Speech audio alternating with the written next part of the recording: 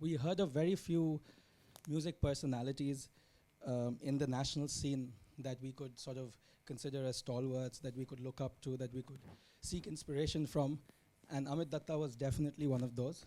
I was privileged to have grown up in a music scene where he was spearheading a lot of the things in it.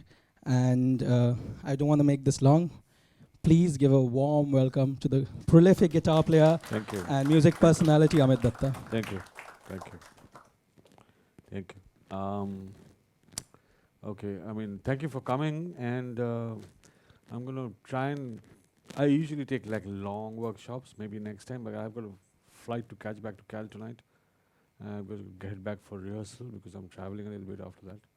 So I'm going to be like till about 5:30, quarter to 6, we'll talk about music.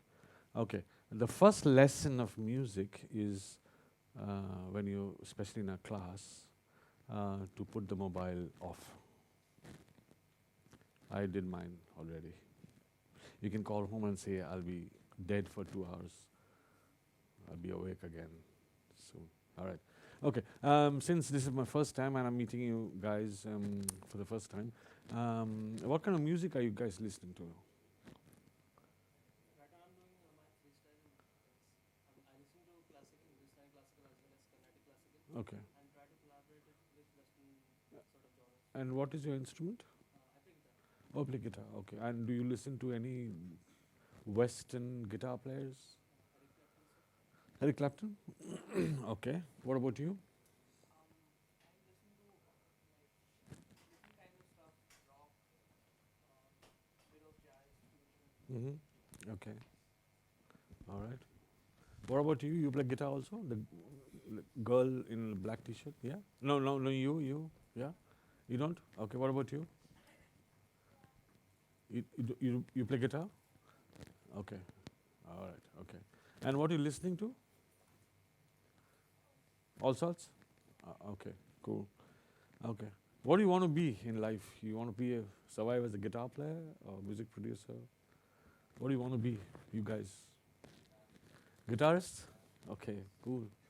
Yeah, that's very important to know in your head what you want to be, you know. I mean, we're just talking outside a little while back, you know. Music is a huge, huge subject. It's not like I'm a guitar player for a living, but I'm a musician as a human being, you know what I mean? So within that, you need, of course, commitment, intelligence. And that, believe me, that intelligence music, really, I really never had a teacher, like a guru who I could learn from, like what is a tritone, what is a polytone, or what is multiple key playing, and what is harmony, and whatever. I had teachers who taught me, you know, like, you know, I don't know, that kind of stuff. But if I asked them, where is it coming from, they said, you'll learn later. And I'm still waiting for that later day, anyway. So, you know, so what I really realize, and I've been playing this instrument or trying to play this instrument for a long, long, long time, and really, every day I realize I haven't even scratched the bottom, or the top skin of it yet. And the more you learn, the more you discover how much more there is to learn. So that's the space that you want to be. That's the reality. If you want to be a guitar player or a musician, but go for it. And the background that you have to keep in mind is, no matter what, you go for it. Whether it's you start off as a musician, and then as a guitar player, maybe you branch off to music business, or start a music school, or engineering, or producing, or just a manager. You know, it's an overall sight that you have to have, that vision. And with time, like me, I started off as a guitar player, like dealing in chords and scales, but I now know a little bit of what to do when I'm mixing a band or mixing for my album or whatever, you know. So it's a huge canvas that you can look into. It's not just, and eventually you will find that when you're playing chords, you're actually producing it. You're not just playing it. You're actually giving that finishing touch to it. And then we say, okay, your touch is not play, your technique is not right, but actually, which is all fine, but eventually you're actually producing the whole thing. You know, you're mastering it, you're EQing it. Instead of playing, you're playing. You're doing all that kind of stuff, but you're actually giving that finishing touch, which is producing or mastering, whatever you call it. Okay. And now really getting into the other stuff, I just want to know what level are you working on? What are you working on the guitar right now? Like you, with specs, yeah? Yeah? I'm doing grades. I'm learning from the grades, Music music reading. reading? And what kind of classical? No, no, Western. No, I mean Western classical? Notations, rock. Rock music, okay. Series of. Okay, and what do you, harmonically, let's say harmonically, what are you working on now? I'm just giving up the lessons and the extra lessons from the internet, which Okay, okay, okay. Are you part of the school? Okay. And who's part of the school? Okay, what are you doing now? For now, we're learning chord inversion chords in first inversion, second inversion, root inversion, Okay, and cube loop, minor licks. okay, okay. And what about you? You are a teacher, right? Yeah? Oh, you're a student. Oh, what are you working on? Harmonic minor? Oh, cool. Okay. Okay. So this is how I kind of saw music much later, because I kind of retaught myself when I grew up a little bit, and I realized that firstly, you really don't need a chord book. You really don't need a chord book. And I bought a lot of books, 10,000 chords and blah blah blah, and then I figured that I really don't need any of that. Believe me, this is a little bit guitar centric or guitaristic. There are only 3 chord voicings that you can ever play on the guitar. Only 3. And there's nothing beyond that. You cannot have anything beyond that. Everything else is just a variation of all these 3. And there are only 5 types of chords. To me, it's actually 3 types of chords. So it's so small in the beginning, but then once you open that up, it's bigger than Amazon, this fingerboard, it's deeper than anything that I know of. Anyway, so first question I just like to have, you're a guitar player? Yeah. Can you just come for a sec? Can you just play the simplest C chord you know on this guitar? Be a little careful, a little soft, yeah. Put the volume and be a little soft. So it's pretty loud though. Great. Okay, so everyone knows that chord? Anyone else? Simple, absolutely. Okay, thank you. Anyone else? You want to come and play a C chord for me? The simplest C chord that you know is the same thing? Okay, bar, okay. Okay, now he just played this chord. Can anyone hear the guitar? Everyone hear the guitar? Now for me, this is a very complicated chord. When you go to a guitar teacher, they say this is the first guitar C chord they obviously teach you, because C, you learn in C because firstly there's no flats and sharps, so it's kind of easy for you to figure out what is going on. But for me, this is, maybe I'm a dumbo, that's why this appeared to me very, very complex for me. And then I figured out, why is it sounding so complex to me? And I tell you why I say you don't need books, really, for chords. All you have to know is understand the language at the ABC level, and you can figure it all out by yourself, believe me. Not that you stop coming to TSM, but I'm saying it's that much fun, you know what I mean? And then you ask your teacher, like, I think that way, and what do you think, So, okay, the simplest chord, let's just play the chord that you guys think the simplest. Now, this is a C major chord, of course. This is the simpler chord, simpler type chord that that we all learn. But just kind of let's analyze this chord. Can everyone see this? Okay, let's just analyze this chord. There's a G on the 6th string. There's a C on the 5th string, on the 3rd fret, and an E. And that's a complete C chord. Rest are all repetition. Okay, so this is actually the simplest C chord. All you need is a 1, 3, and a 5 of a major scale, and you complete. And then let's further examine that chord. You have a C on the 5th string, you have an E on the 4th string, you have a G on the 3rd string, so there's another C there. and there's another C there, complete C. There's another G. So it's a complex chord. There are 4 chords in that chord. You know what I mean? And what do I, okay, now you say, okay, now you know, so what? You can use this as chord inversions and comping. So I could play this C chord. Sorry, is that making a racket? Yeah, I think my stubble is kind of rubbing against it. Okay, you know, so it's like this, that, this, and that. So now you can go.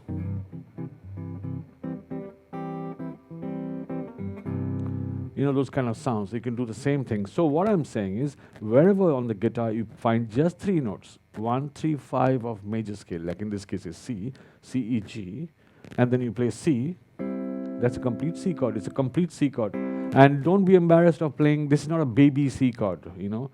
You show off to your girlfriend, see, I know this better than that boy, so, you know, I have a greater chance with you. No, you know, like, it's the same thing, really, in fact, if you know how to use it. So wherever you play C, E, and G, you're okay. You know, don't be embarrassed of playing that chord, you know. So that's right. Okay, from that place, we are going to work out this fingerboard with C. I know you know C, but in this headspace is what you'll kind of break into the other world of chords, which is really, really simple, really. Okay, so this is a triad, right? Just 3 notes. And why do we call it triad? Does anyone can explain to me why do we call this a triad? 3 notes? Okay, cool. That's also correct, but I understand it slightly different again. We'll get into that a little bit later. Okay. What is a major 7 chord? That's right, the 7th of the scale, right? So if I have the basic chord as this, C, E, and G, you have to add a B somewhere on the guitar to make it a major 7. And I've got a B right here with my pinky on the 4th fret on the 3rd string. There you go, you know. It's a beautiful C major chord, major 7 chord. Then someone says, I know you can play C major 7. Can you play a major 7 flat 5? Sure. All you have to do is locate the 5, which is the 5th. Where's my 5? On the 6th string, right? G. So flatten that. There you go. Then he said, okay, do you know a dominant 7 flat 5? Sure. Flatten the 7, right? There you go. Then he said, okay, can you play a minor 7 flat 5? Sure. I've got that shape. So minor is flattened the 3, right? E is re, so you go. There you go. Then someone says, okay, can you play a diminished chord? So diminished chord, anyone knows the spelling of a diminished chord? Yeah? 1, flat 3, flat 5, and double flat 7. Yeah? So you go C, flat 3 is E flat, G flat, and flat 7 is A. So there you go. So you're done on these 4 string within the 3 frets or 4 frets. You're done with all 5 chords. You know what I mean? So that same thing happens with those other C's that I showed you. And the same thing happens with the other C's right up the fingerboard. So can you imagine the amount of C major 7s and C7s you can play? You know, so really you don't need a chord book to really open up and understand what a chord is. You have to understand where the simplest C is, major chord, and just know how it's structured, the chord structure, which is 7 flat 7 minus a flat 5, which is half diminished sometimes, and diminished chord. Yeah, so that's how it is. Let's just go through one more time. This is a C major chord again, C, E, G. Why is it a C chord? Because it's 1, 3, 5 of C major scale. Okay. Now C major 7. Now this is a little bit different because I can make those same 3 notes into a version of a C major 7. So all I'm doing is this time I'm not adding a B note, but I'm adjusting one of these notes to go to B note, right? So I'm still playing 3 notes though. There, it still sounds like a C major 7th. Yeah, so C major 7. Then he said, okay, play a C major 7 flat 5. Okay, where's my 5? On the 4th string, 5th fret, G note. So flatten that. And you know why I do this? Because another chord works as a C major 7 flat 5, which in this case is a B sus chord. So all my B sus chords suddenly becomes a C major 7 flat 5. So you're not really learning a C major 7 flat 5 chord. You're just using B sus as C major 7 flat 5. So wherever B sus is, they're all C major 7 flat 5s. You know what I mean? So I'll just play a little bit.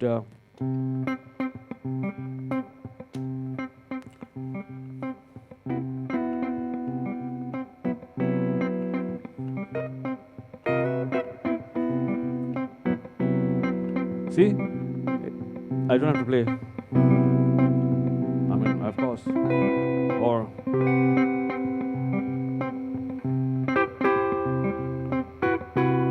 yeah, so that kind of thing. So what I'm doing, how I learned is to speed up your graph as you improve. Is not really not learn like C major 7 flat 5 chords, but you have to just understand that, and you suddenly see actually C major 7 flat 5 is actually a B sus chord.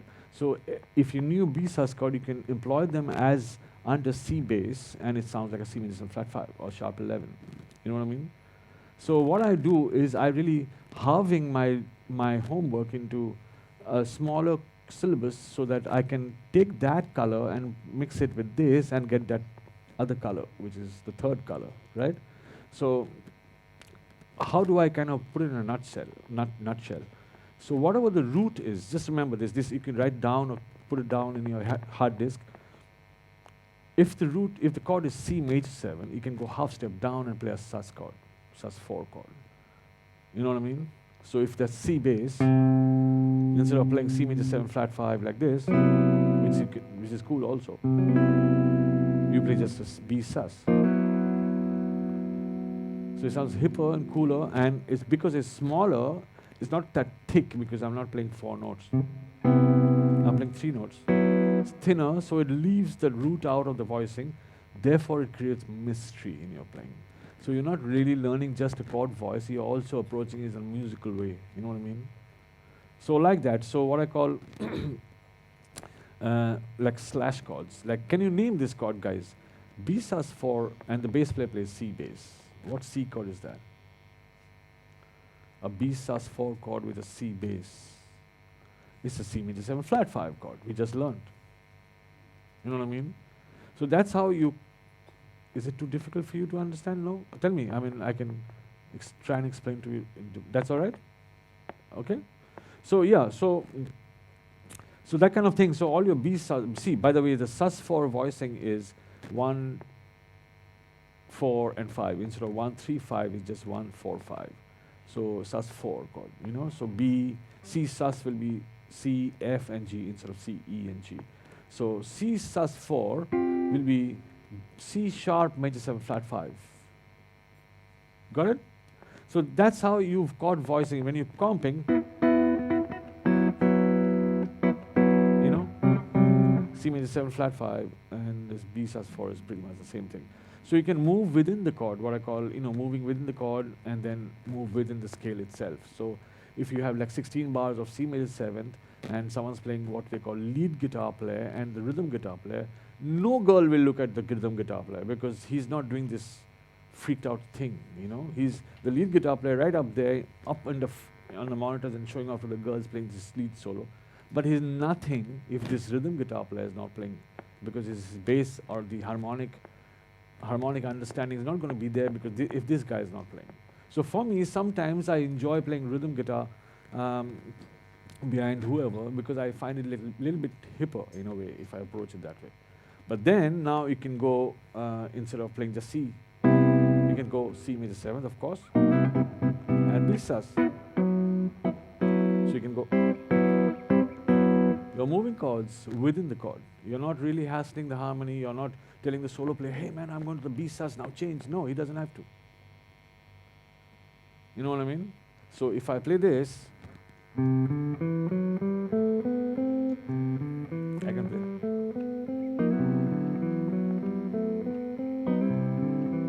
See, it works.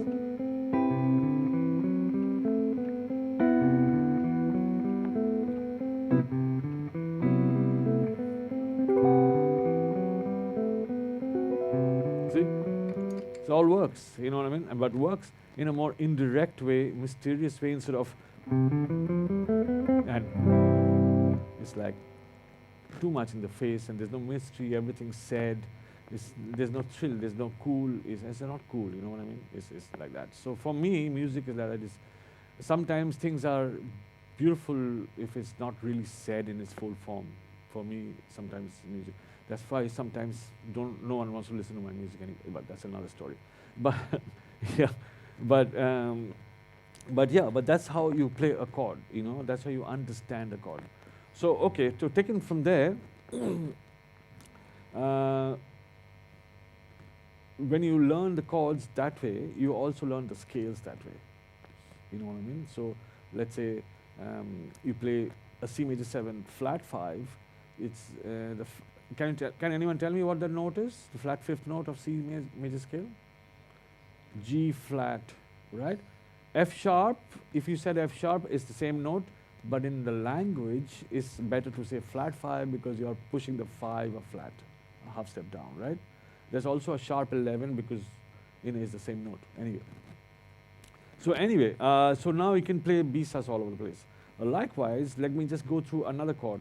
C major 9 flat 5. What is the 9th note in C scale? D, which is the same as 2, right? So suddenly we have G, which is part of C chord anyway, which is the 5th. This time we are talking about a sharp 11 chord. So we have the 5th.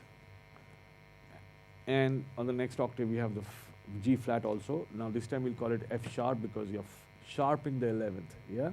So G is there part of C triad. B is there because it's the 7th note of the scale. D is there because you just added it, the 9th color. And the F sharp is there because it is the sharp 11. So we got G, B, D, F sharp. What is that chord, guys? G major 7, that's right. Now suddenly over a C bass, we play G major 7 chord. So this is how it sounds. See how complex it sounds? Now your friends, shit, last night you were a rocker, today you've become a jazz player, man. It's nothing to do with jazz or rock or heavy metal or death metal or whatever, I don't care. This is just musical gifts that it's there in the atmosphere. You have to kind of understand it and suck it all in, and then later decide you want to be a rocker or jazz player. You know, if you're young, then you have lots of hair, you can play rock. When you're getting bald like me, you can start playing jazz. Whatever, I mean, you can, whatever. I mean, it doesn't matter really. I mean, once you understand what's going on, it's great fun. And also, one very important thing is you end up giving yourself fair chance of what you actually are. You know what I mean? If you didn't do jazz, you say, hey, that's not cool, man. And no one, there's a joke I'm sure you know, rock players, without any disrespect, rock players play 3 chords to 3,000 people. And jazzers play 1,000 chords to 3 people, sometimes not even that. So yeah, a man asked me, yeah, you know. And so that's the understanding, really. So if you have G major 7th inside C chord, then you have another chord to play against G major 7th. So now I'll just record loop C major 7, and I play both these chords, okay? C major 7th. Okay, that's the sound. Okay, now I play C major 7 arpeggio.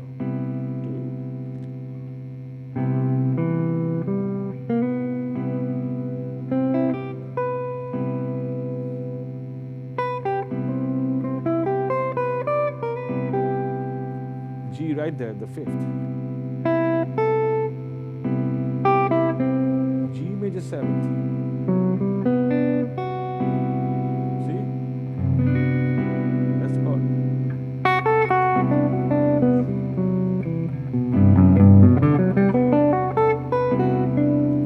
Now I said, okay, you're playing one chord, but especially in a trio situation, many times you have just a bass player, drummer, guitar player. How do you still address the chord? Not only C major 7, but you can play G major 7 also. So this is how it sounds like. Now I've got 2 chords to play from.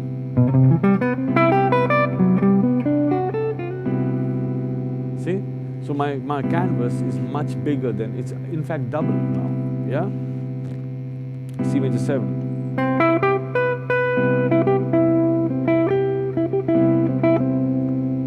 major 7th.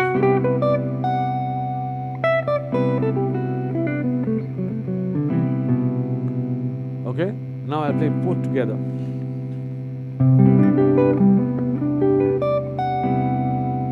Sounds cool, right? Now you can play a melody on a C and sample the same exact melody over G.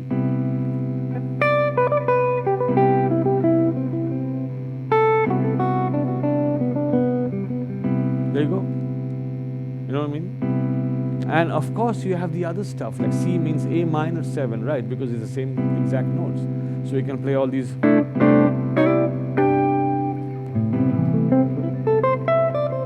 That's there. But G, you know? So that's how you kind of become more of a harmonically rich and cool player. You know, you can still play your SD9 and you can freak out on the distortion and beautiful. I love to play it like that, but I try to use these harmonic colors that I can avail. You know what I mean? Let's go one step more. Let's go to say C major 13th sharp 11. What's the 13th note in C scale?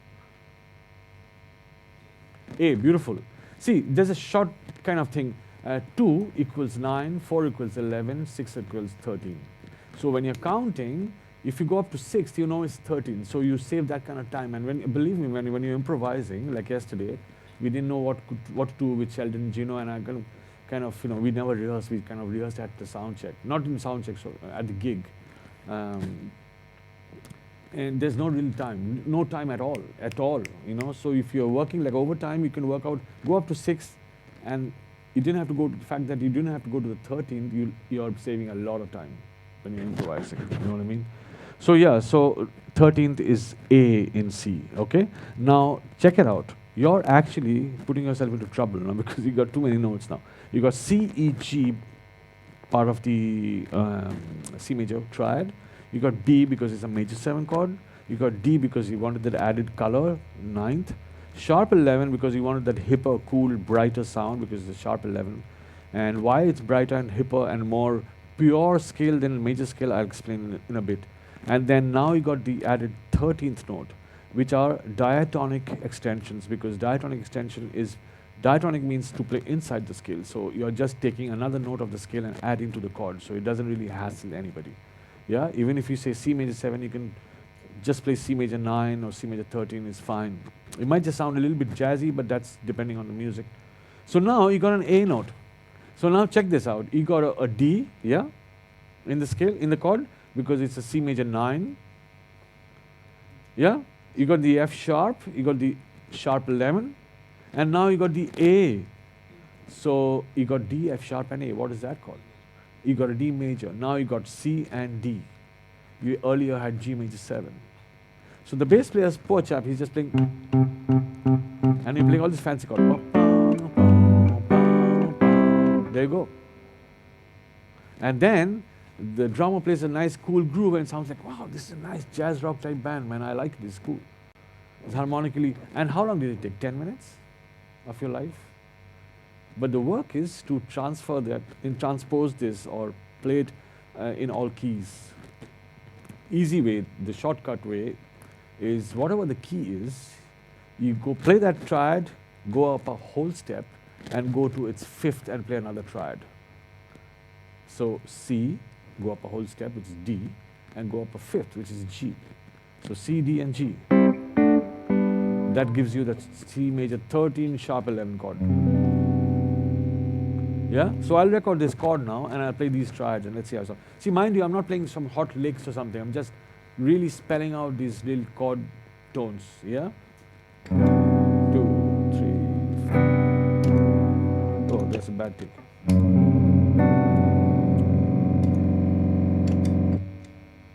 What was that? Okay. C major 9 sharp 11. C major 13 sharp 11. C major 7, D major, G major, G major 7th, D major, C,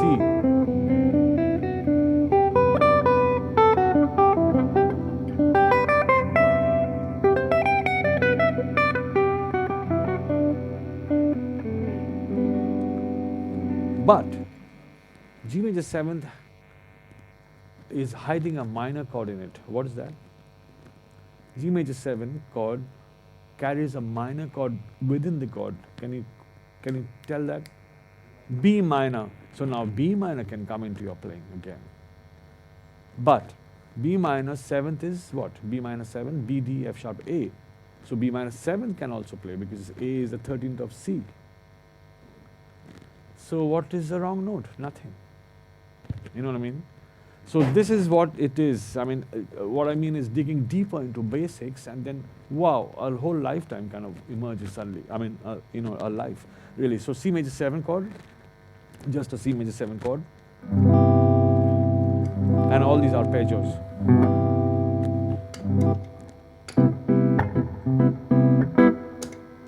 Come on, man.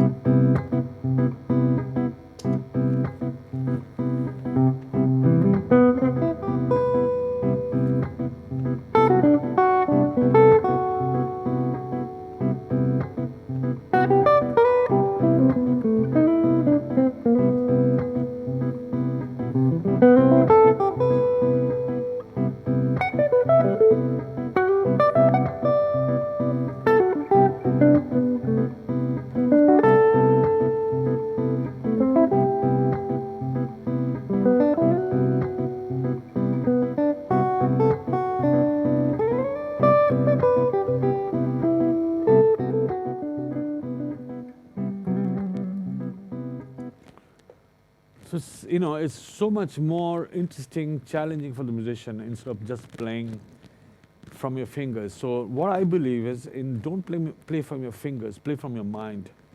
Yeah? So once you collect the information in your mind, I'm sorry, I'm keeping track of time because I got this bad habit of keeping on and stretching the class. Anyway, so this is how it is, okay? Now just to kind of go through your minds a little bit, such so that you understand this technique. Can anyone say, what is a G9 chord? G9 chord. Can you tell me the notes of G9 chord? Anybody? G, B, D, F. Why F and not F sharp?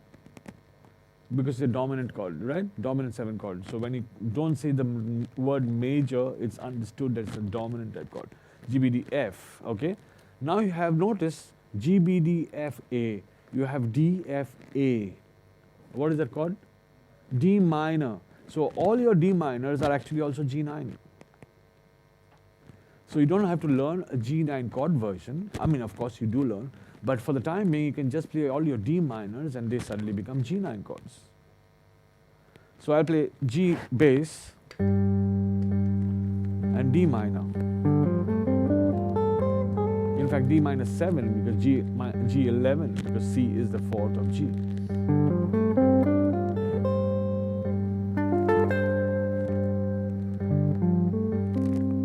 Sounds like, you know what I mean? So I can play, okay, G, B, D, F, A is G minor 9, right? Okay, what is B, D, F, and A? What is that chord, guys? Beautiful, B minor 7 flat 5, but B minor 7 flat 5 is also G9 chord without the root, without the G. So all your B minor 7 flat 5 chord is also G9. Yeah? So you're really not learning another new chord, but you're just using what you already know and expanding your playing to G9 chord. Yeah? So G9 is actually D minor, of course, because it's got the A note, B minor 7 flat 5. Yeah, without the root. So all your B minor 7 flat. Now let's reverse that chord, B minor 7 flat 5. I just spell it out differently. What is this chord, guys? D, F, A, and B. D, F, A, and B. Beautiful, it's D minor 6th. D13 will be wrong. I mentioned the word minor because the F note is there. I know what you mean. D minor 6th. D, F, and A is D minor. B is the 6th of D major scale, which is added to the D minor. So now G7 is D minor, B minor 7 flat 5, and D minor 6th itself. B minor 7 flat 5. So see how you're using those chords over the same chord. So now if you have this chord, G7 chord, B minor 7 flat 5, D minor,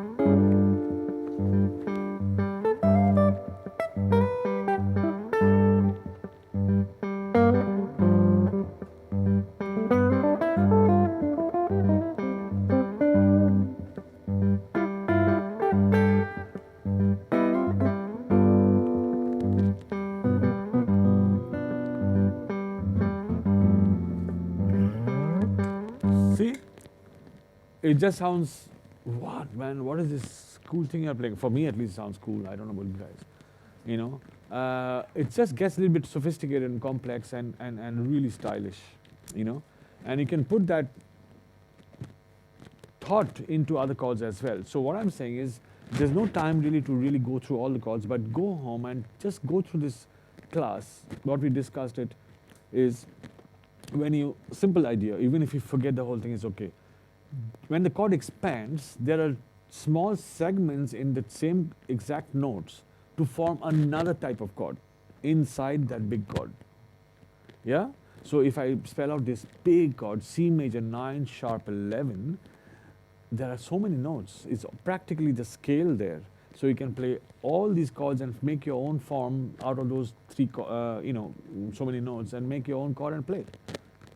You know what I mean? So don't be scared from now onwards if someone says, C, oh, I'm feeling comfortable, let's jam. But if someone says G major 9, G major 13 sharp 11, say, no, no, no, I can't play, man. I don't know these chords. It's ulta actually. It's the reverse. If you just write down the notes, it's practically giving away the scale to you. G major 9 sharp 11 is C Lydian.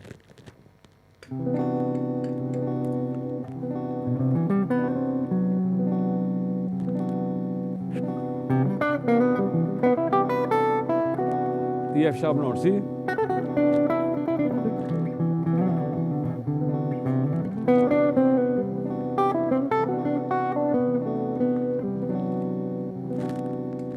Yeah? So now it suddenly becomes more of a saxophone type playing, because you've got so many arpeggios to play with, it suddenly become a vertical play.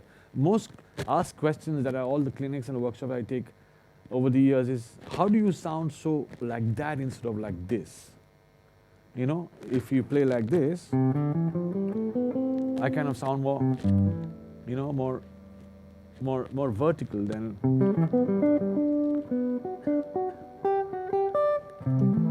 You know, all this, you know, and I mean, I use geometric shapes and stuff like that. So we'll do that later if I'm coming back. Who can bring me back next time? Anyway. So yeah, so you know, chords are beautiful. You know, I mean, like you can really, and because we are learning harmonic type music, you have to deal with chords a little bit deeper and closer. You know, and it's, if you think I know C, yes, sure, but see, today we realize that this is a complex chord, really, in its own way. Yeah. So from there you figure out different ideas. Yeah. So that's one thing. So when you go home, guys, just examine the chord and see how diatonically you can expand the chord, and at the same time get like smaller segments of the same chord and play them in a more arpeggio way, so you sound more non-guitaristic, because guitar is okay, but it's nice to play guitar, but not at the same time not sound like a guitar player. You know what I mean? Like I grew up listening to piano music and saxophone players, and I try to play a lot of these those type kind of ideas. But you don't, because you know this is a dangerous thing, because it's so easy to play, and all guitar players only play that, you know. And so it's nice to kind of step out of that and play something else. Yeah, okay. So any questions about this, what we just discussed, before we get into something else? Anything at all about chords, about anything, how you structure chords? Okay. So let me just explain a little bit of what this word triadic means really. Yeah? What you said is a 3-note chord, which is fine, but there's another deeper kind of understanding and explanation to it, so that you can really play with confidence. Now let's just examine that. C, E, G. That's a C chord, right? Just notice the distance. Now what you hear when you hear a chord is not the note so much, but the traveling of the note. When it goes from pum, pum, that's what you hear. So C to E actually is a major triad. Yeah? That means in the scale of C, E is the third note, right? But if you go to the E station, now go to the next station, and then take G, it's a minor triad. It's a minor triad. It's a minor note of the E scale. Got it? It's the minor third of E major scale. Or not E major scale, E minor scale, because it's the minor third. And then you've gone to the G now. Now let's go to G scale and go to the B note, which is C major seventh. It's the major third. Got it? So, guys, you getting it? Or shall I go slower? Okay. And I'll go to B and go to the next note, which is minor, which is D, ninth of C major. So it's going in steps of major third, minor third, major third, minor third. That's why the word triadic. It's built on triads. Not triads, really, it's built on thirds. Therefore, now let's just take the last end of it, which is beautiful and interesting. Go to the D, and you go to the major third, which is F sharp. So did you notice the F note, which is, if you play a C chord, you play a C scale, right? But F sharp appears before F. So F sharp is a more pure kind of major scale to use on a C major 7 chord, because it stacks up by the fifths, by the thirds. Major third, minor third, major third, minor third. So I just play them a little bit. C, major third is E. From E, minor third is G. From G, major third is B. From B, minor third is D. From D, major third is F sharp. There you go, the hip note. And then from the F sharp, the minor third is A. So therefore is a 13 major. That's the chord we just learned. You know what I mean? So that's why there's a big fat book by George Russell explaining this concept, how an F sharp note in a C scale is a purer and more stronger and a brighter scale compared to just a C major scale over a C chord. Yeah? And it sounds hipper. Now you can listen to also something like you said, Eric Clapton, and someone said, do you guys listen to any the jazz cats? Of course. Sure? Like what? No, yeah, sure. See, I tell you what, I'll give you a piece of information. I mean, like an advice. It's Larry Carlton, Lee Ritenour, Dave Grusin band, and they're all fantastic and all fine players. But go back to the real cats who started them. I mean, even if you didn't understand a note, it's all right. But you have to listen to the Bible. You have to read the Bible. Like the John Coltrane's, the Monk, and the Gillespies and Paquito Rubera. You have to listen to them. And even if you didn't get a note, it's all right. What you'll get is this temperament of that, the sentiment of that. You know what I mean? So, and later, who knows, later you will start to relate. Now I get it. And then your heart will pump that energy, and I said, now I enjoy that major third in sharp 11. And before it was like, wow, what an ugly chord, you know what I mean? But sometimes, it's like the Beauty and the Beast, you know what I mean? I mean, it's if you have the eyes, you can see the beauty in the beast, you know what I mean? Otherwise, you're too, I can't see. It's like red. Now that guy is wearing a reddish t-shirt, and it's a red is red, man. But his red and that red is different. It's like blood red, that's tomato red, that is like ruby red, that's scarlet red. So you have to have the third eye to see what a major 7 chord is. You know what I mean? Now, we have what we call a very simple way. You can play like bitonal. Now, that term is it's nothing, it's just saying playing 2 keys together. Okay, now over C major 7 chord, you can play C scale, of course, but now you can play C scale with an F sharp without the F. F becomes F sharp. But you can also play tritonal because C major 7 also has an E harmonic minor in it. So all that jargon and all that kind of playing will come once you understand this basic foundation. You know what I mean? So that's what it is. So now, how do I practice that? How do I get all this going? Now, the fun thing is to play a wrong note in the right bunch of notes. Try and play a wrong note. I tell you what, I'll give you a little example. You must have heard something called a bebop, like jazz bebop music. Yeah, of course. Check out this, examine that. That's what I'm saying. I mean, concentrate on the basics, and that's where all it is. You know, I mean, if you're playing Coltrane licks, they're still dealing with major 7 chords and C major chord and G chord and G note, whatever, you know. So let's just examine this. I play a C scale on double time. 2. Saurav, can you give me a crotchet clap? Just 1, 2, 3. See if that's the drummer. 1, 2, 3, 4. I'm going to play this scale with quavers. That means 1 and 2 and 3 and 4 and 1 and 2 and 3. Okay, Saurav, just call out the shout out the 1 for me. 2.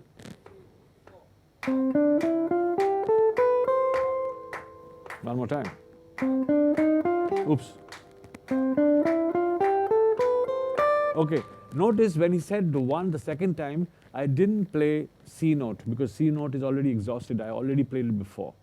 So my resolution on the downbeat is not as strong. So 7 notes won't do anymore. You need 8 notes to play double time.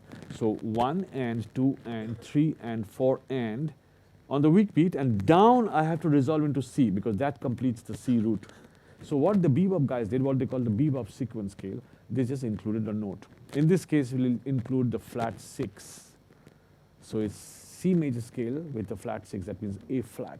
So now the notes are C, D, E, F, G, G sharp or A flat, A, B, and C. So now 1, 2, 3, 4. 1. There you go. See, I met C with him on the 1. So it's like the drummer now. 2, 1. That's where the crash. And that's the reason why the drummers, usually in simple music, most of the time crashes on the 1 of the next bar.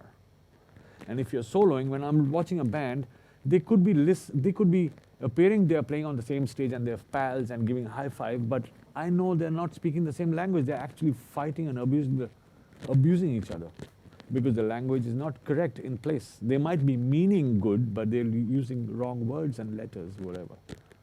So if you're not phrasing right, this is what for me, it sounds like that. I say, you know, you wanted to resolve when the drummer crashed, but notes were not there.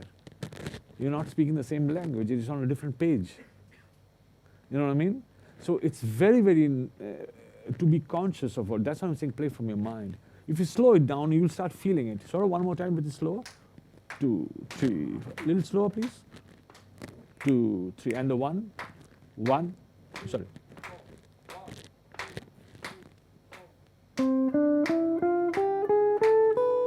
That's where the crash is. So now.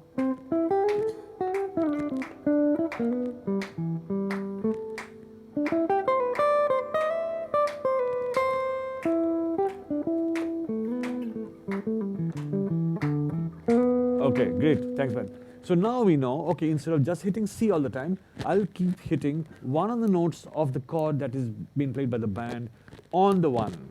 So what we call addressing the chord. So it sounds like I'm playing all over the place, but I'm still playing over this chord. And if the chord changes, I'll start doing the same thing on that next chord. You know what I mean? So if the chord is changing, I do the same thing, just stop me and you think the chord has changed, all right? 1, 2, 3, 4.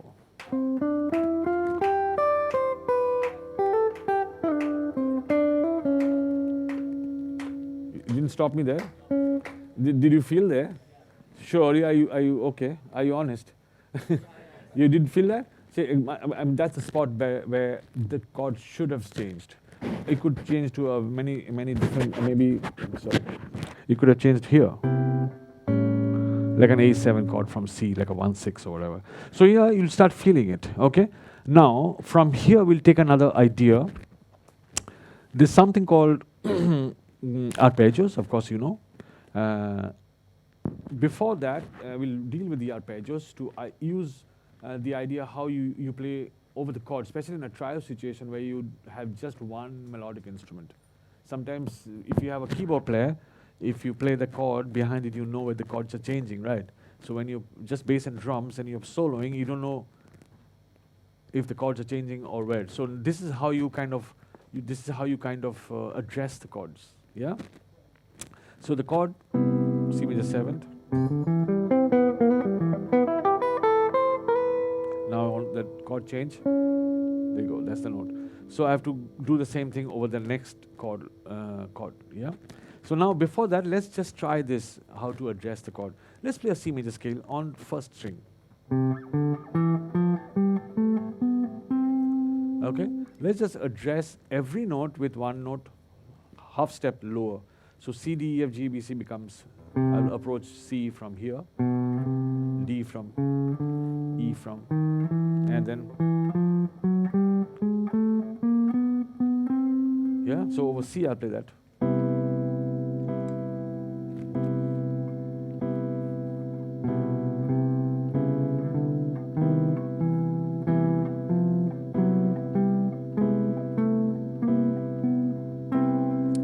So now I'll use that in a more musical way.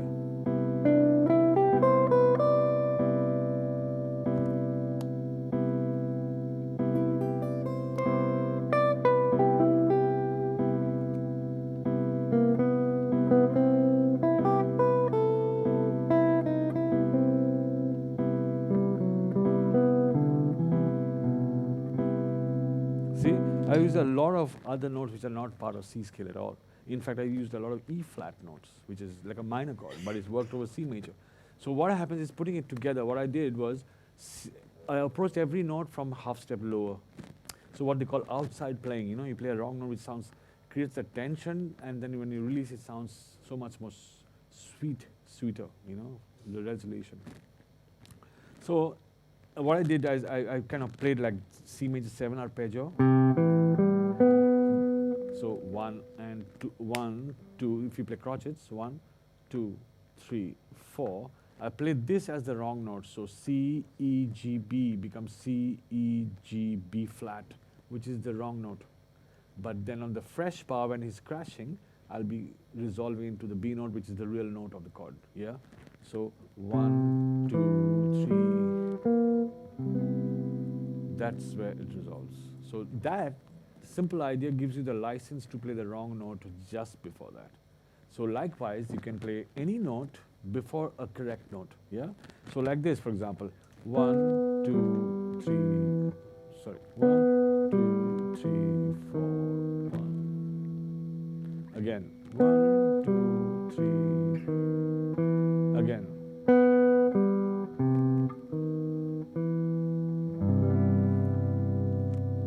So the resolution is part of us. We start kind of hearing it. And we know as long as the C major 7 notes are with me, you can probably almost play any note over any chord. As long as you're riding on that chord very strongly, you resolve on that chord. Yeah? So if you play this kind of chord,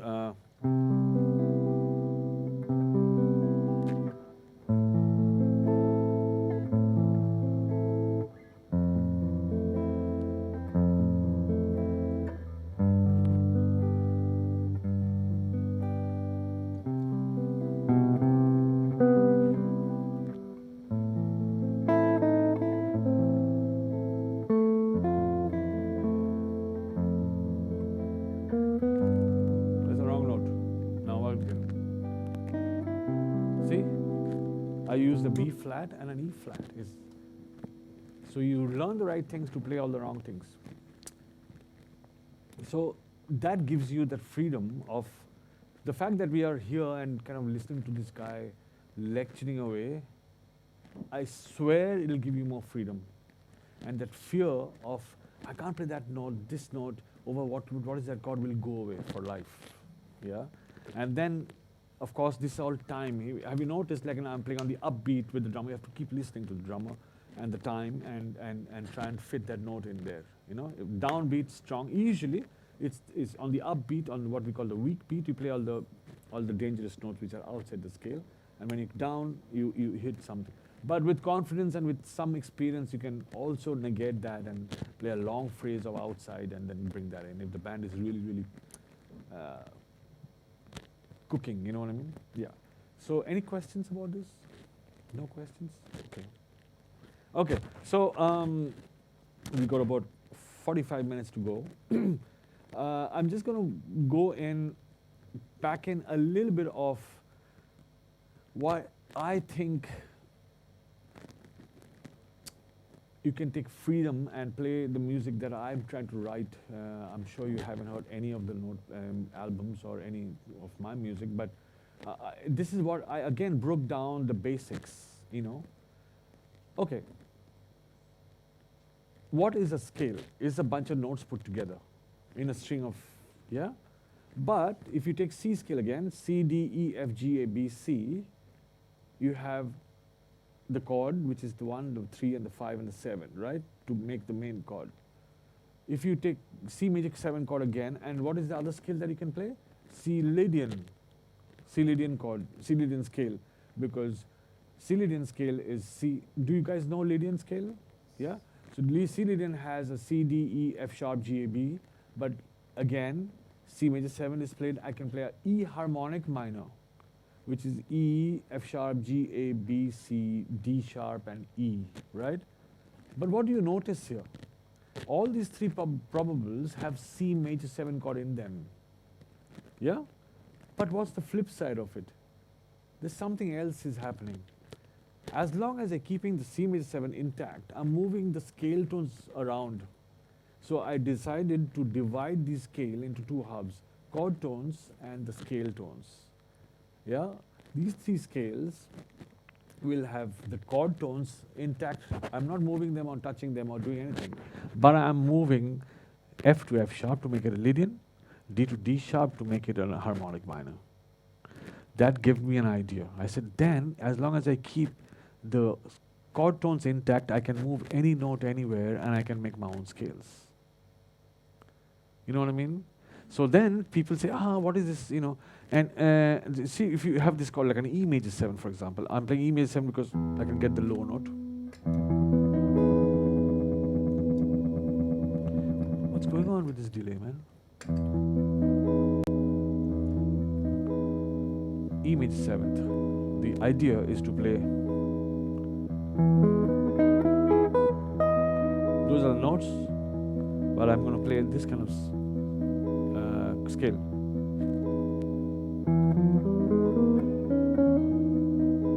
It still sounds like I'm playing a major 7 chord.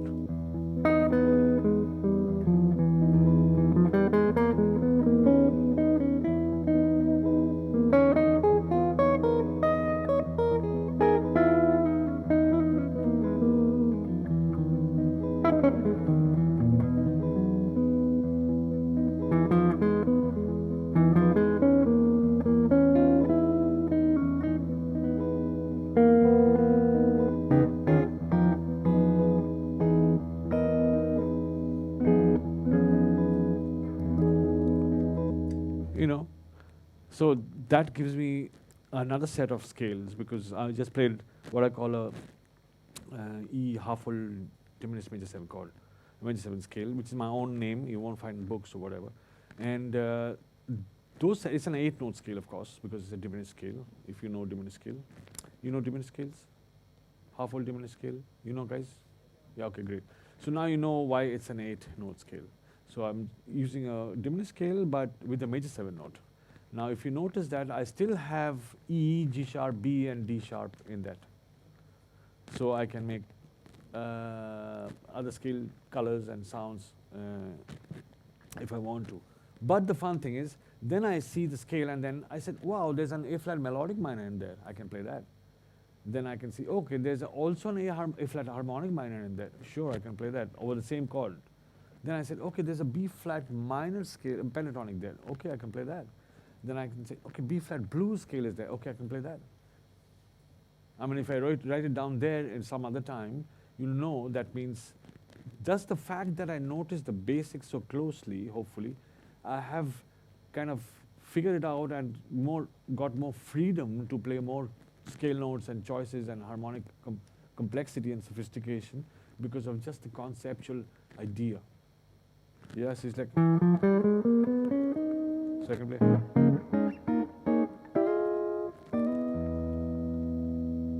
So that kind of color instead of, which is do, re, mi, fa, sol, la, ti, do. See? So instead of the conventional, which sounds like, even if you play chordally,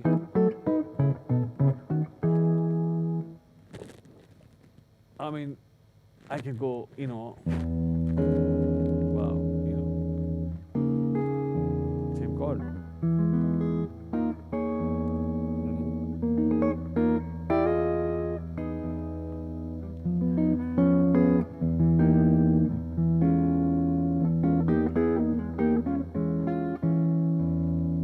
Yeah.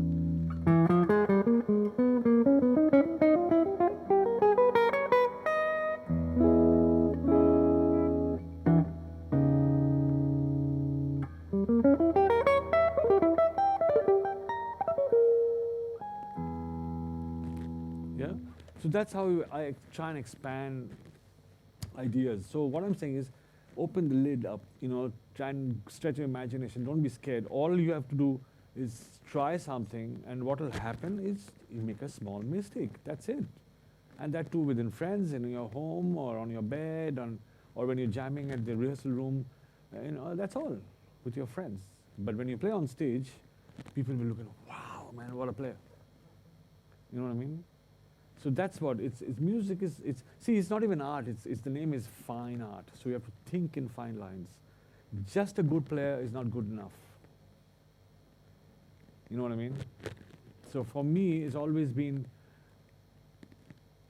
finding yourself, of course, after learning the gurus.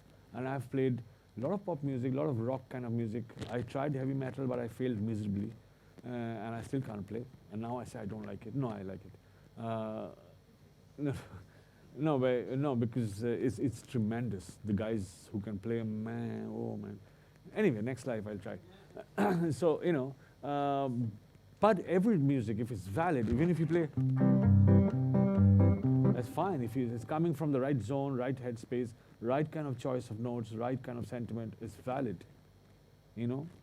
So I don't discriminate, but give yourself a chance to check it all out, and then you said, no, I like all this Italian and Chinese, but I think I like Indian food the best, which comes with time. But all are good. At the same time, you said, wow, that's fantastic. But, when I come home, I want my idli dosa. So, but at least you're giving yourself that chance. You're not saying, well, I don't know, so I don't like it. Then shut up.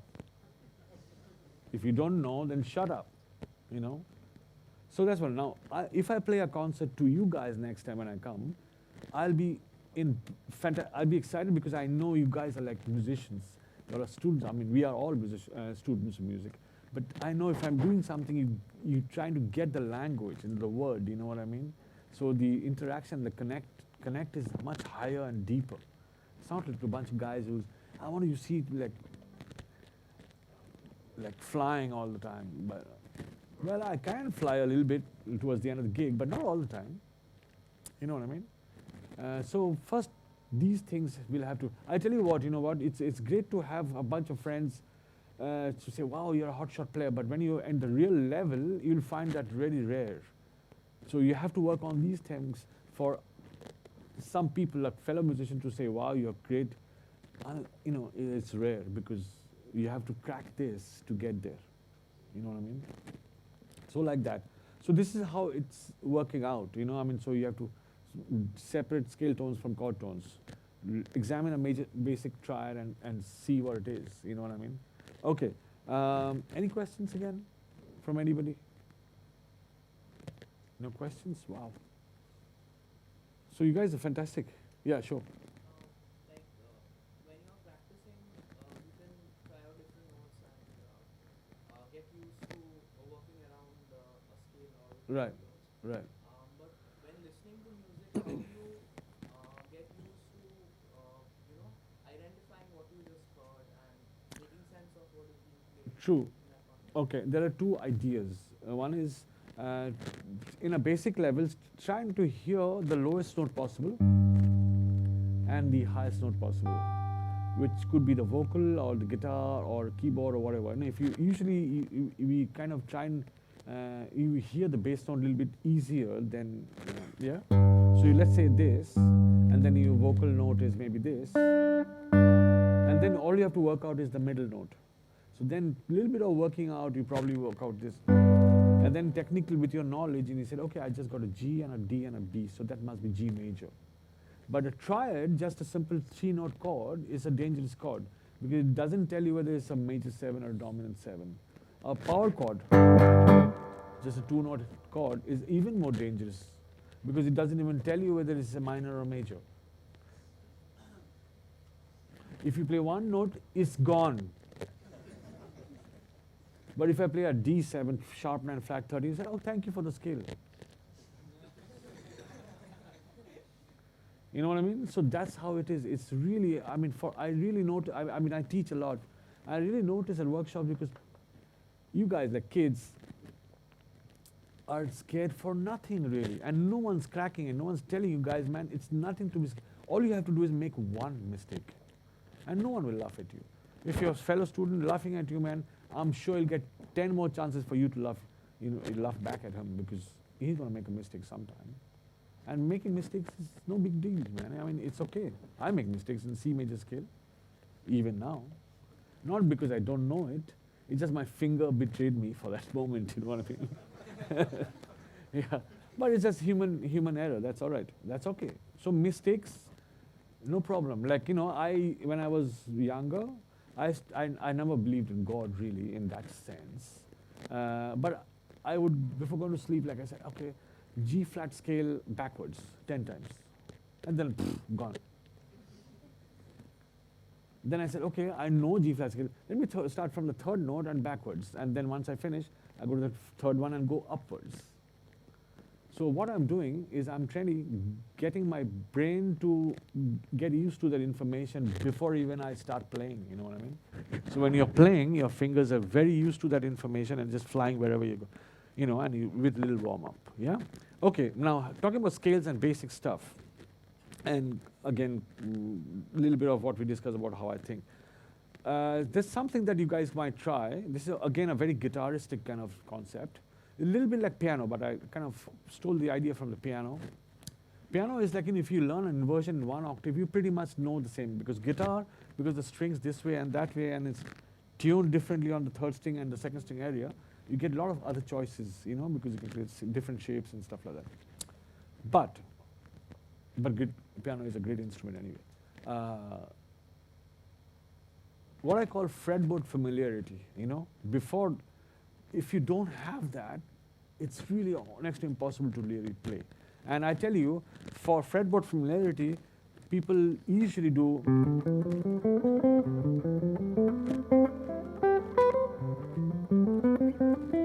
major scale all over the place, which is fine. But it's not a musical thing. You're not going to play a solo. No. You're going to take some information out of that and make music out of that, and then, so how? You have to play, and whatever you do, you have to do it on this, right? So you have to get to know that. So let's do one thing. Let's just, instead of choosing many shapes and all that, let's just choose one fret. In this case, let's choose first fret. And let's see how many C scale available notes on that first fret. If you choose a scale like C, for example, how many notes can you play on that first fret on the sixth string? So let's say, can you play that note? Sure. Which is the fourth, right? Always learn in numbers because you can quickly transpose to other keys. Next one. What is that note? A sharp or B flat. So no. Next one. No. Next one. G sharp. No. Next one. C. Yes. Next one. F. Yes. So now it's a C scale, and most strings you can't play. So you can play this, and then, of course, if you play sixth string, you can play the first string because it's the same tuning. And it is only two places you can play. Second string, first fret, and first string, of course, sixth string.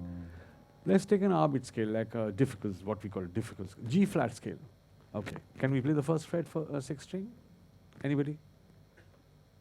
Yes. And it is the seventh, exactly. Next one. B flat, which is the third. Beautiful. Next one. E flat, which is the sixth. Great. Next one. If G flat, yeah, sure. I mean A flat, second, yeah, sure. Next one, C. C. No. Okay. F, yeah, sure. If you can play that, yeah. So G flat suddenly becomes easier. Sure, I can play C. The whole G flat scale. All you have to avoid is the second string. So now C said, man, C is a difficult scale, man. I can't even play that. So G flat suddenly becomes easy. So now what you do is, if someone's playing in the key of G flat, you go, okay.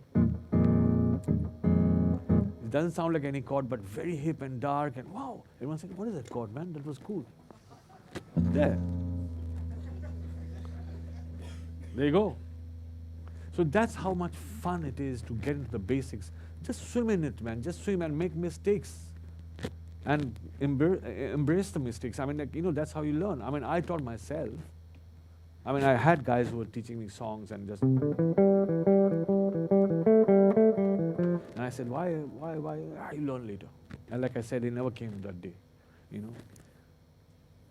Probably they didn't know, I don't know.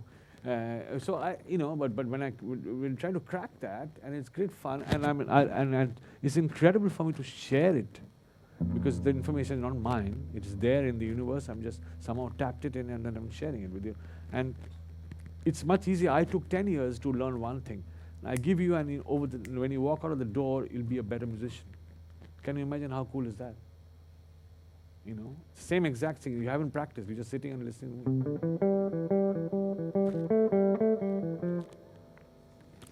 Who record that?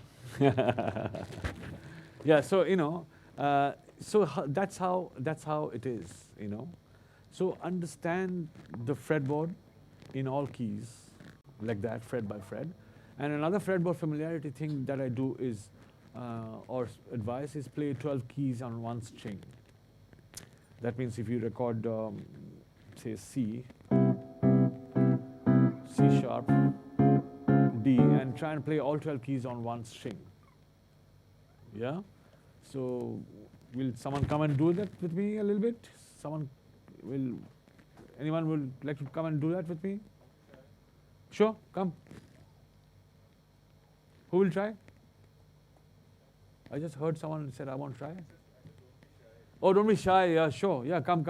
See, like I said, mistakes are part of it. Yeah, sure, absolutely. Come. Just play 12. I'll tell you the keys. It's like C scale, C sharp scale, D scale, like all chromatically going up, but over one string, which is first string. All right?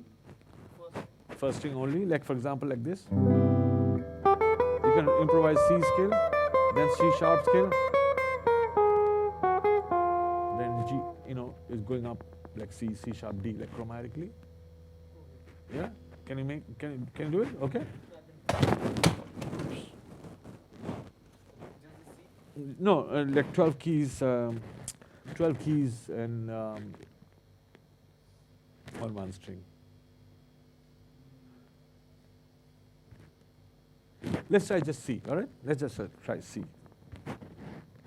Okay. So I'll just play C chord for you. 1, 2, 3, 4. One string. Just improvise. You don't have to play in order like do, re, mi, fa, sol, la. No, you can just play any order, but just notes of C only. 3, 4.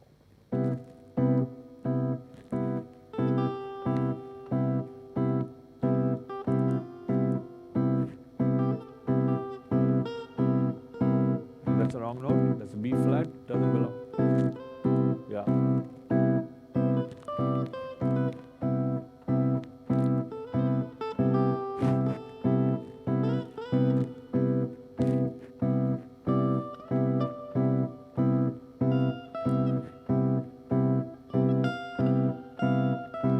Shall we try C sharp scale now? A little bit? Make mistakes. Don't worry.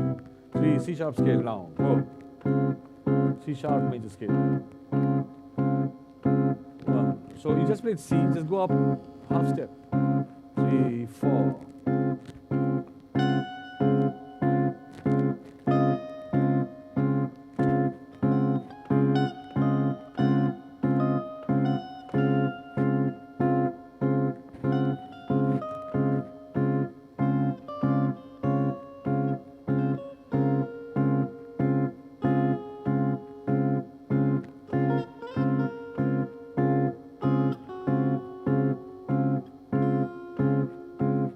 Cool. That's right. Yeah, absolutely. Fantastic.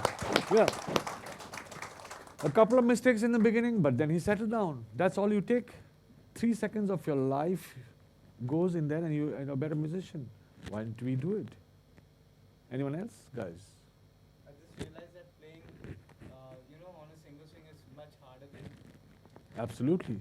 Absolutely. Because you know what? When you play shapes, you're kind of depending on your fingers, but when you do single string, your brain is working double time. Oh gosh, where's G flat note? Where's G C sharp scale? You're completely out in the ocean, up to you to know the notes. But but it's not your fault. You think, or you actually honestly believe that you know the scale.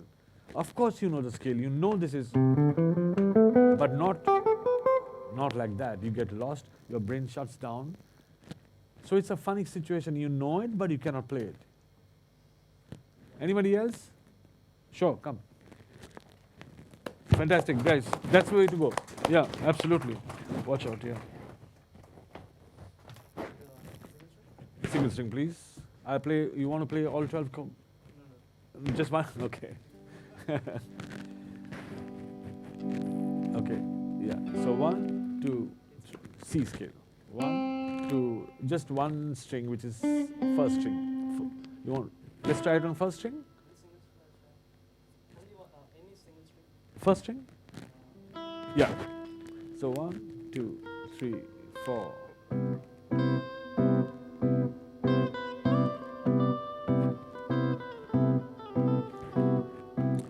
Okay, now he played an F sharp. Now technically he's wrong because C doesn't have an F sharp.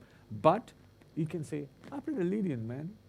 You know, F sharp is Lydian, you know. So, yeah, you can save yourself that way. 3, 4.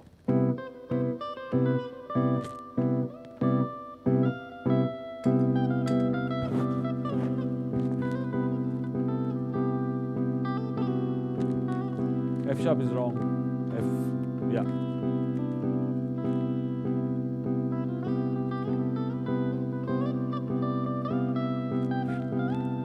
Shall we go to C sharp scale now? You want to go to C sharp scale? C sharp, 3, 4.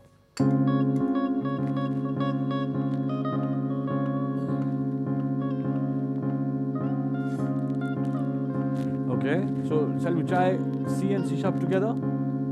2 bars each? 2 bars each?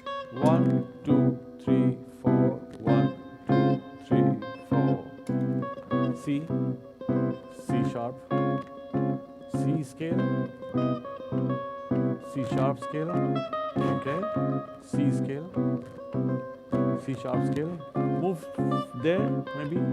C scale, C sharp scale, C scale, then C sharp scale. Yeah, okay, cool. Anyway, I mean, but that's fine. I mean, making it to learn a concept and then try from there. Yeah, that's all right. Yeah, just make sure it's straight so it doesn't fall. Yeah. Cool. Thanks. Thank you. So, simple ideas like that really opens your mind up, and it's really difficult to do because your brain now is saying, oh gosh, I have to really figure out the notes really, and not really. I can't trust my shapes anymore. All these all that thing. So let's just not, instead of playing all 12 keys, it'll take a lot of time. I'll just take 4 keys. Let's take C, E flat, D, and D flat. They're kind of chromatic, right? So it's like.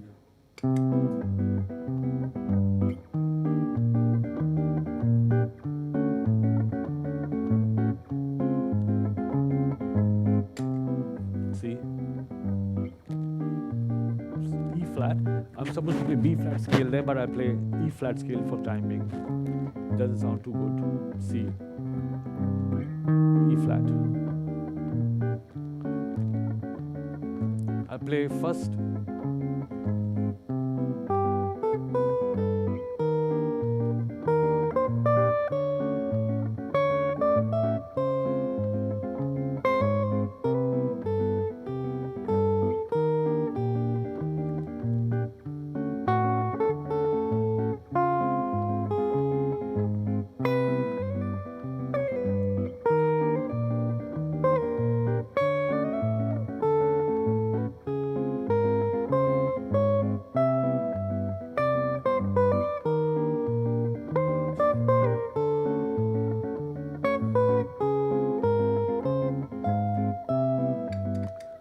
See, I mean, it sounds, it didn't sound like, hopefully, like I'm playing over 4 scales.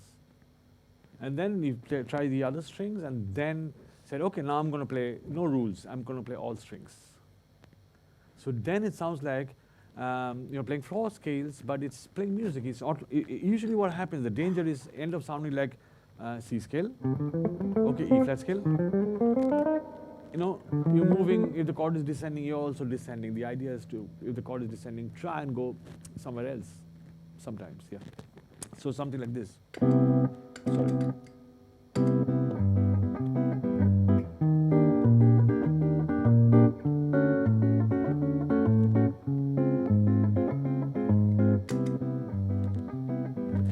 E flat, which I'm going to play E leading, E flat leading, D leading maybe. I don't know.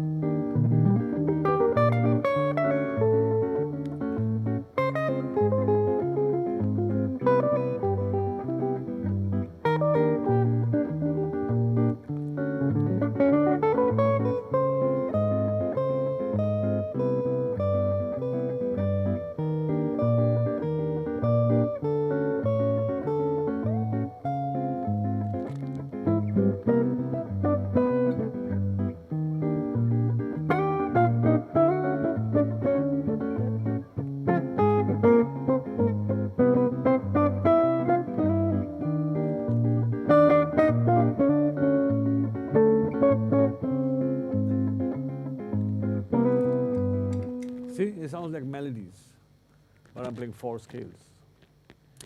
So it's like backwards, you know, it's like first the music, and then what it takes to deliver that, and then to learn the information what is there.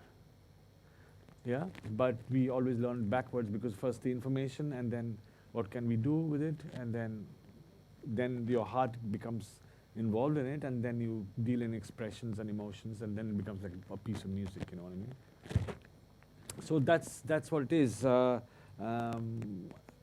That's how I kind of learn, or I still try and learn, yeah?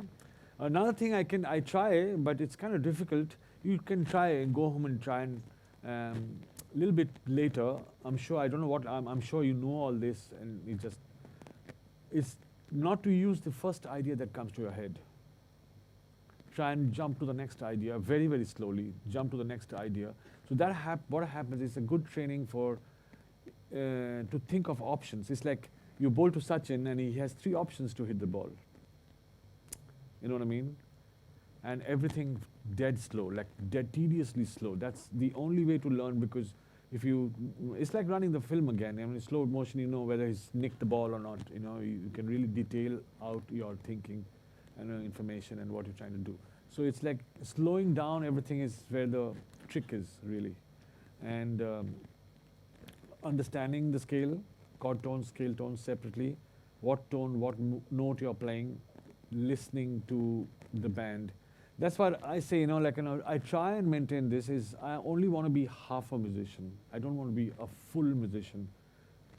So everyone knows, why? We all want to be like, the other half is, I'm a listener. So that you can really deconstruct yourself and criticize or analyze yourself, and also listen to the band. So if you're not listening to yourself, you're not under any kind of radar, you know. So anything you play can go off. But if you're listening, you can edit it and make it more beautiful and more workable. You know what I mean? So be a listener and that kind of thing. Any questions apart from this topic? Anything else? We just have about 15 minutes. Yes, sure. So how are you controlling your dynamics when But- playing? Dynamics means the way you're playing it's very clean and very sweet. Yeah. How are you controlling your dynamics? Can you give us a very proper tips and Oh. dynamics? Well, first thing is the left hand right hand coordination, which is that means I try and play. Now sometimes I don't get it. I know it in my honestly I don't get it. That means the speed of my right hand and my left hand has to be really same. Now so I'll just exaggerate and see if I try to play a B note. If I go, see this was quicker than that landing, or that means this was quicker than that. So it has to be. So exact same time. That's number one. And number two, maybe my picking. Some people ask me, you know, the same thing about my tone, especially when I'm playing acoustic guitar. Is my picking? I play right now. I'm using a 1.5 mm. I use a 2 mm for my acoustic nylon string guitar. And so what I do is I hold the outside of the pick. I'm not really holding the middle of the pick. I'm holding the outside of the pick.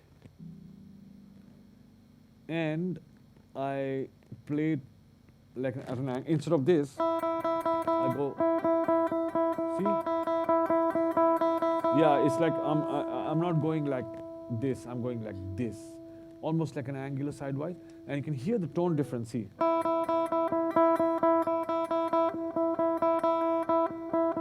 So now you can also make variations of the tone, or also stick by whatever. You know, you get choices. Number one. And number two is, I think I started out, but now I've forgotten, I can't even see it. I don't do up downs. I do alternate picking, but I don't think I do up down strokes. Which means when you go up or down or up, you have to, when you go up, you stop and then come down and stop again, then back up. So a lot of energy starts, I don't know my body. So what I did was circular. So I didn't have to stop anywhere, I just went through the strings. But now it's so small, I don't even know myself. I don't even know whether I actually do it or frauding people or lying or what, I don't know. You know, I don't even know really. So, but it's like a, I mean, you know what I mean? I mean, it's just kind of I think it's like, it's a little bit, it's a minute circle, I think.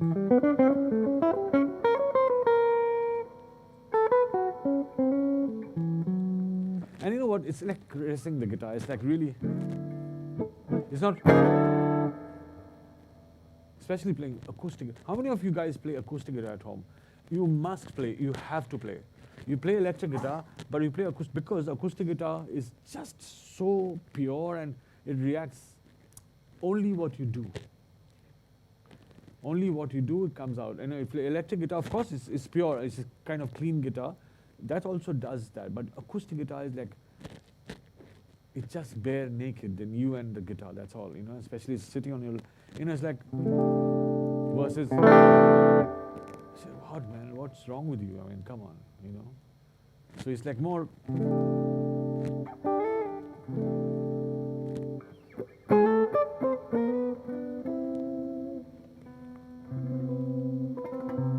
know, I mean, it's like, just kind of taking care of it. And another thing you can do, again talking about basics, I can try as guitar players. Piano players, they try and get it a little bit better than us, but have you heard a piano player called Keith Jarrett? Of course, yes. No? Okay, now he's one of the best, I mean, of course, I mean, he's one of the greatest. He, I mean, of course, apart from just playing great stuff, harmonically and soloing or whatever, he can very apparently control, if you're playing a chord, he could control each finger volume-wise. He could make it softer, louder, medium loud, and then very soft. So as if he had like volume controls on each of the fingers. Now I know when you listen to music at Blue Frog or someplace else or whatever, who cares what you're doing? I heard the chord, I liked it, gone home with a couple of beers in my stomach. But if someone like you guys, are detailed guys, like you're listening to me talking this technical deep stuff for 1.5 hours, why? So you have the bug somewhere in you and you will get into that, your radar will catch that, wow, what, like he said, touch, or the volume, or the smoothness, or the roughness, or whatever, the dirt, or whatever. So what you do is, grab any chord, like for example, G in this case. Then try, I'm kind of playing with these 3 fingers, 4th string, 3rd string, and 2nd string.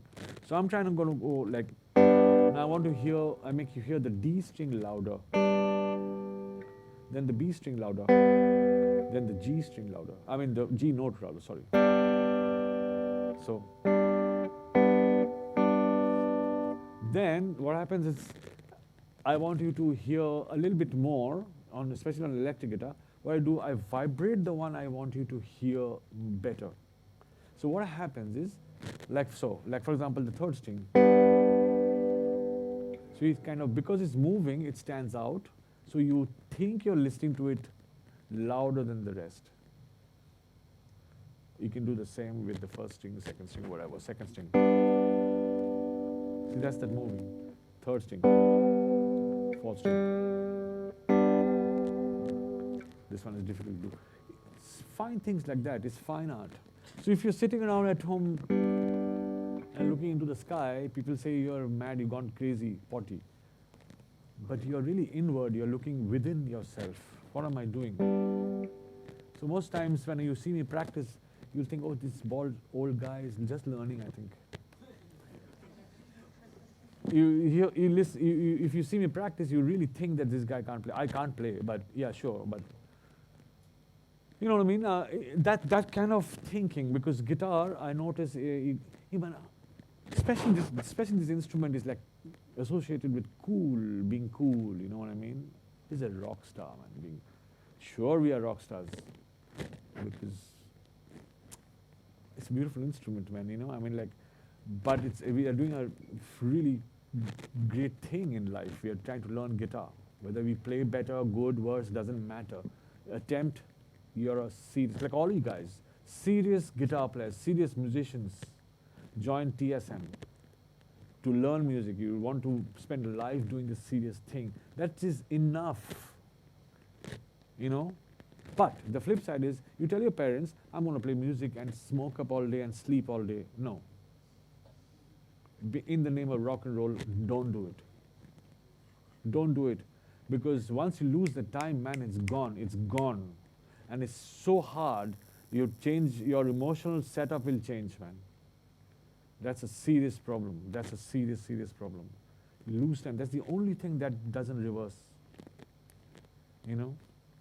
So be careful. This information I'm giving you today about chords or whatever, I learned it over 3 years maybe. I don't know, I've forgotten. But you just got it in half an hour. You got that head start. Go do it. Okay?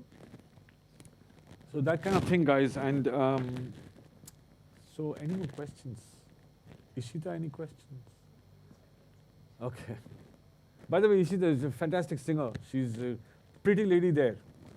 She's a great singer. She sang at Blue Frog, and you must have heard her on the movies and everywhere else. And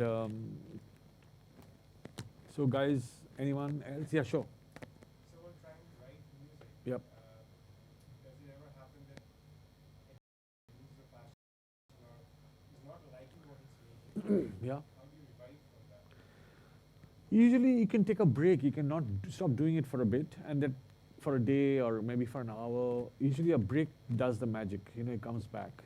Sometimes it's hard. It doesn't come back even. I've written songs the first half, and then second half came after 1 year or so. I just left it, forgotten about it.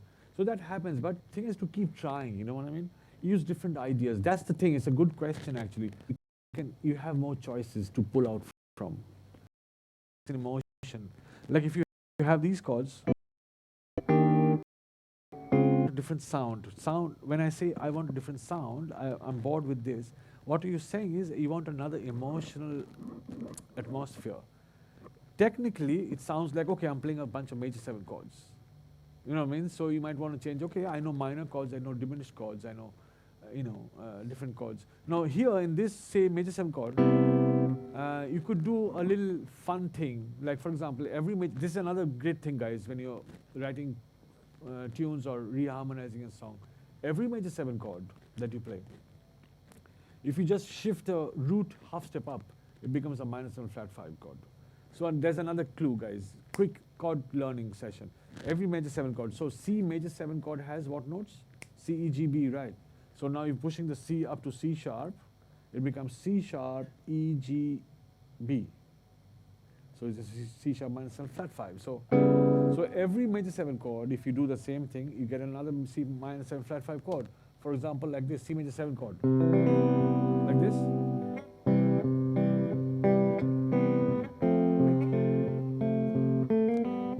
C major 7 chord.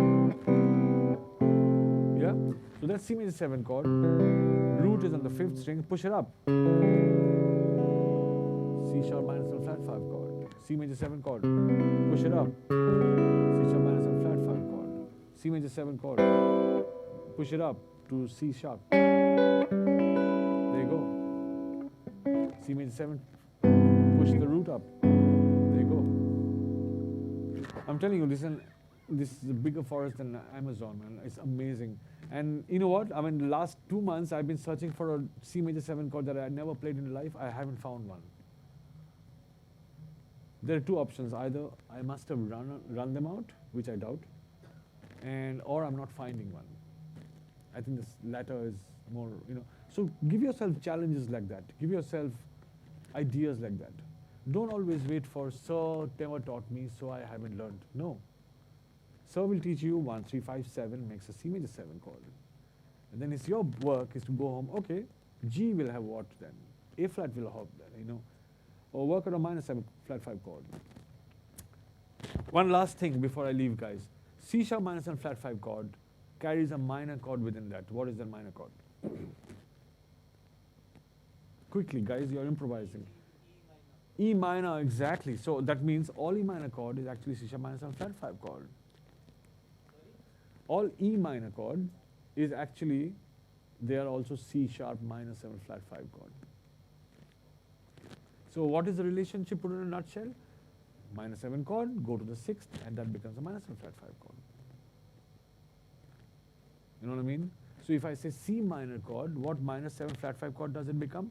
Go to the 6th of C scale. What is it? A. So it's an A minor 7 flat 5 chord. Has to be. Close your eyes and do it. It'll be working out correctly. So C minor chord, put an A bass. There you go. So you're not really learning new chord shapes, but you're just learning, you're running your mind intelligently and you're learning new chords. And arpeggios same way, scales same way, move them up and down over the scale, 1 chord, 1 string, 1 fret, That's what it is. That's how you learn guitar. And then this concept will teach you to play piano or keyboard a little bit because it kind of is the same functional, same idea. You know what I mean? So you can. And then your physicality, like for example, another thing that I want you to do is for your mind to think in 2 ways is do this exercise. I mean, I don't even know it's an exercise, but it's a thing, it's a concept. Just put 4 fingers on 4 frets on any string, on the first string, and try and push every alternate finger up. So that means first finger and third finger up like that, and then the other 2. So it's like 1, and then go back, and then up again, then the other 2. So what I'm doing is, it's nothing musical, nothing, it's just your brain hasn't sent that information ever in the life. That means you're what do you call, multitasking. That means your one side of the brain is saying, these are the chords, guys, and these are the ideas you can, the left side said, these are the chords, those are the skills. But what you can do with it is your right side. So the creativity is probably one side, and the information that you're working over, your base, is the other side. So if you do that, it kind of teaches you to think in 2 ways at the same time, or 2 things at the same time. So those little things. Physical practice.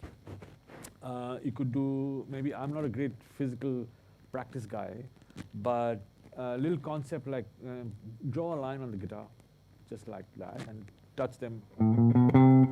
Yeah? On the sixth string, just a line. And then drop towards the end of the line, just drop one note down. So.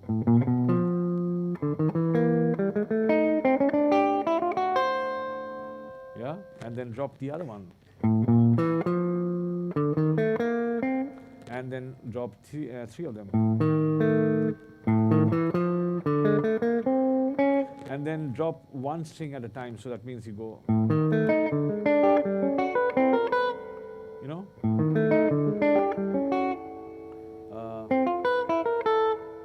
So you can start from here.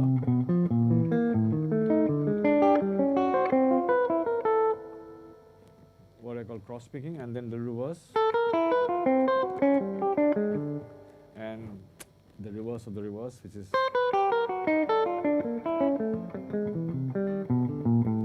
And then the reverse of that. So it's a.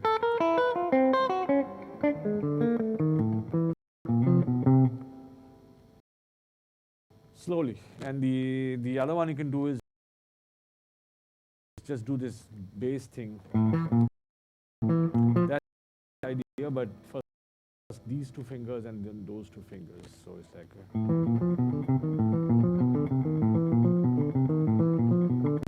you know, so it's like this, and then instead of that you do this, and then the other two fingers you do the next, and then reverse the idea. Same two next two fingers. So and then first note stays on the sixth string, the next note goes on the adjacent string. So then again, you know what I mean? So you know, and for chords you can play like inversions. That means E with E major chord, E bass, E with G sharp bass, which is the third in the bass, and then E seventh with B bass, which is the fifth. So you can go E, E, E, and maybe practice blues in it.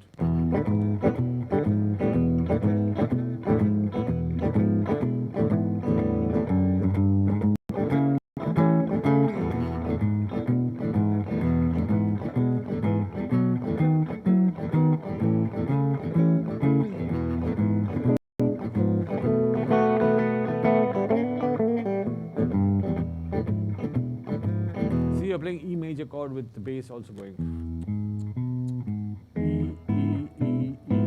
Yeah, so that gives you that turnaround. You can do another fun thing with the blues, like a G blues, G, E minor, G7, D minor. So your wrist is really turning G, E minor, G7, E minor. Then go to the 4, which is C, and do the same, C, A minor, C7, E minor, and do it in D as well. So it's like.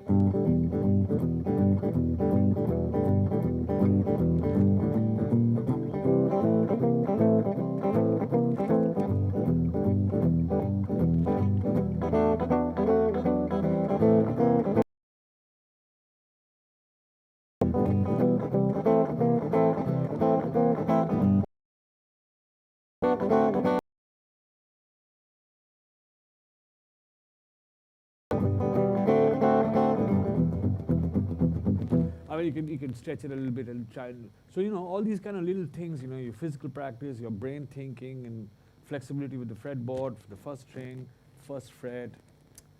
Put it all together, and then slowly but steadily you'll go somewhere. But if you don't have any of these concepts in your mind and just practicing, I'm sure you'll practice and you'll improve. But you're not going to be like this. It's going to be like this, very slow. So play from your mind, guys, not from your fingers.